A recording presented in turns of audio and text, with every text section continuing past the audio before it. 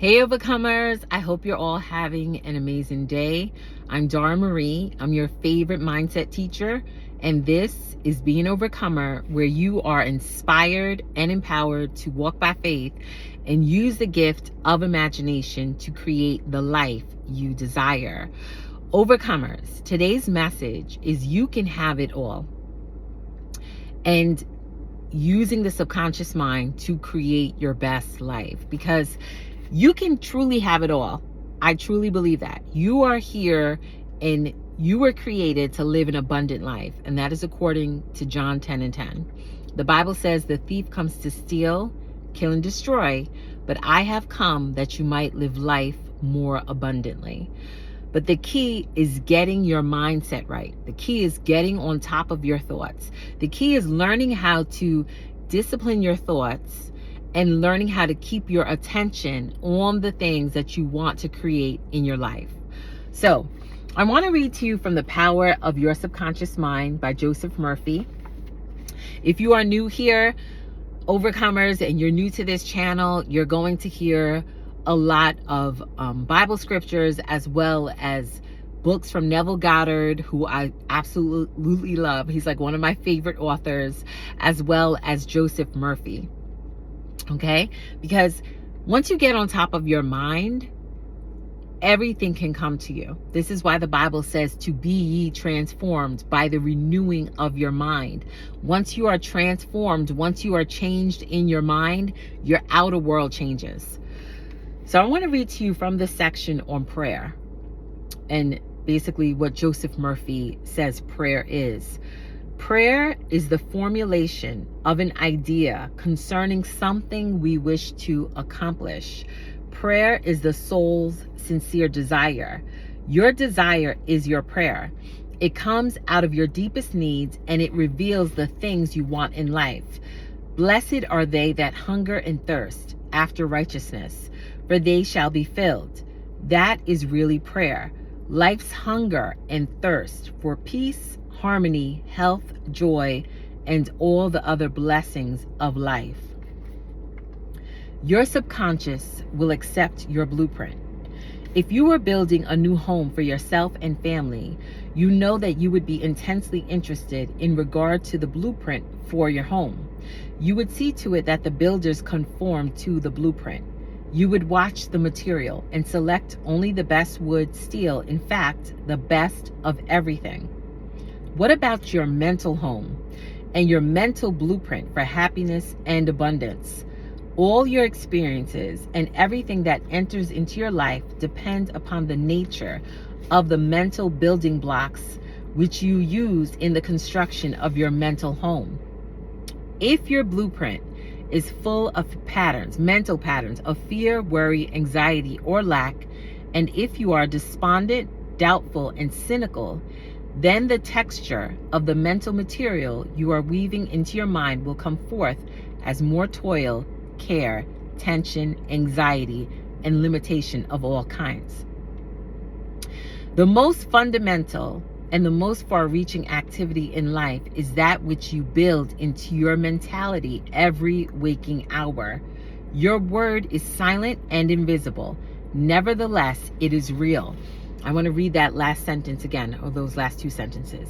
The most fundamental and the most far-reaching activity in life is that which you build into your mentality every waking hour. Your word is silent and invisible. Nevertheless, it is real. You are building your mental home all the time, and your thought and mental imagery represent your blueprint. So what Joseph Murphy is saying here, the mental images in your mind, that is building the blueprint for your life. The things that you keep focusing on all the time, what you are placing in your mind's eye.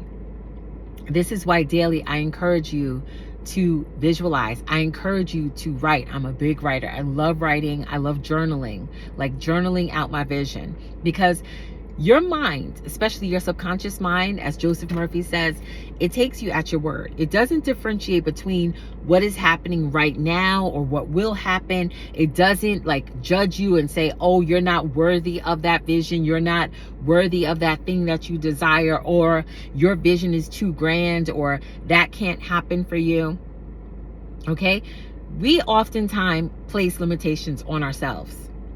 And sometimes it's because of the programming from society. Sometimes it could be how you were raised. If you were raised in a home where you were surrounded by a lot of lack and limitations, and you had parents that were like filled with anxiety and fear, and always spoke about like what's the worst going to happen, as an adult you may have to like uproot those negative ideas, negative images. Okay. On the other hand, if you were always encouraged, like, hey, yeah, you can do this, you can go for it, you may already have a certain mindset where, like, you know what, this may be a challenge right now, but I know I'm going to get through it. This may seem like it might not happen, but the faith that I have, I know that it will happen. Why? Because the Bible says faith, right? Faith is the substance of things hoped for, the evidence of things not seen. So we have to have active faith, okay, in order to create your best life, in order to see that vision come to pass, those things that you want to see manifested, you have to have active faith. And as Joseph Murphy says here, it is your mental imagery, your thoughts, okay, and the things that you're thinking about all the time. Earlier, I read how he says every waking hour. Basically, what you are thinking about all day long, your most dominant thoughts, that is going to be expressed in your world. Okay? As Joe Dispenza said once, your attitude determines your altitude, right? And he also said that your personality determines your personal reality. So basically, how you see life is how life is going to see you. So if you see that life is always filled with challenges, if your focus is like directed towards challenges and woes and problems and all kinds of negativity, you're going to experience that. You're going to be met with more of that. So in order to change that, you must start to plug in new ideas, okay? New thoughts, new beliefs, because your beliefs, your consistent beliefs, the things that you focus on the most, it is going to be expressed in your world at some point in time. So your job, as I always tell you, as a conscious creator, as a person of faith, is to use your faith every day. Okay? It has to become like a way of life. It has to become a habit. And in science, it says there's some studies that say 60 days, some say 90 days. I believe sometimes it takes even more than that, especially if you have ideas that are so like rooted, right? So if you're so rooted in a negative mindset, if you're so rooted in fear and lack and limitations and doubt and worry and all of these things, it may take you some time to uproot that. Okay? But some of us, it's like, no matter what the challenges are, it's like it's inherent in us to keep pushing forward. Some of us are like so driven that no matter what shows up, no matter the thing that shows up that's contrary, I'm going to still keep believing. For me personally, I'm going to still keep pushing by faith. Even if this person might not believe, that person might not believe, might not trust God, I'm still going to believe, because I have so much evidence of when I walk by faith, and when he shows up and shifts things that I know in my human strength I couldn't have done. I know it was him. Okay? And this is why I always tell you to test it out. Think of things that you want to see manifested in your outside world. Think of something you want to see come to pass and tell nobody, or write it down. And when you see it comes to pass, when you see that your faith is working, then you will believe, like, you know what? This faith thing really works. Okay? So overcomers, I pray this bless you today. I pray it encourage you. Remember to put your mental imagery to work. Use your mind's eye. Tap into your imagination. Visualize. What do you want to see come to pass in your life? What is your vision? What is your dream? What is your goal? If you can't think of it, And it's not like coming to your mind readily. Take a few minutes, sit in quiet, get out a book, get a journal out, and start writing. Okay? Because our words have power. Our words have power. That's why the Bible says to write the vision and make it plain. When you write the vision, there's power in writing. There's power in the spoken word. We know that, right? The Bible has so many scriptures about speaking things. Call those things that be not as though they are. That's like one of my favorite scriptures, okay?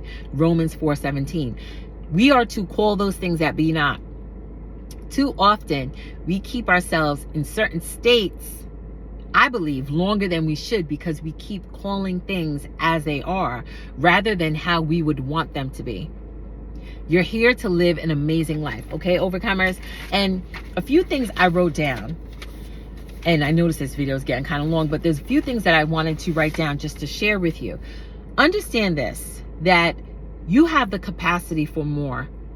I know in this world, a lot of times they want us to focus on what's not working, want us to focus on limitations. But as a child of the Most High God, you have the capacity for more.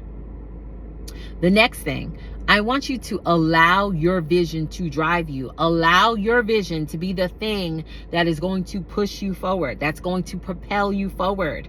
Even when things look contrary, overcomers, we do not quit. We do not give up. We keep moving with active faith. Faith without works is dead. You have to put your faith to work. Okay? Another key, and God gave me this earlier, and I absolutely love this. Have the attitude of a finisher. Some of us, we start things and then we don't finish it. And then we wonder why we're not reaping the harvest of the thing that we planted. We don't finish it. You don't have a garden, put seeds in there, never tend to the garden, do not water it, do not check on it. Like, have the attitude of a finisher. Whatever you start, decide that you're going to finish. And it doesn't matter how small it may seem, okay? It doesn't have to be this grand vision. You can have a vision. It could be something as simple as like, you know what? Every day I'm going to be committed to myself to walk, to exercise, to do something. Have the attitude of a finisher. Another key, he that began a good work in you shall complete it. And that's scriptural. Whatever God has started in you, he will complete the work. Trust him to complete the vision. Trust him to help you get through and see that vision to fruition. Okay? Don't quit. Keep going. With your vision, keep your foot on the gas. Okay? Keep pushing forward. Don't quit. Don't let up. And some of you may be hesitant because you may have a little bit of fear. You may say, well, what if this vision doesn't work? What if this vision isn't for me? What if I can't do this? All the what ifs. I want to encourage you to feel the fear and do it anyway. Move forward. That's what faith is. It's not like those of us that have faith, like we don't see the challenges, that we don't experience challenges. Like, we're in this life too, right?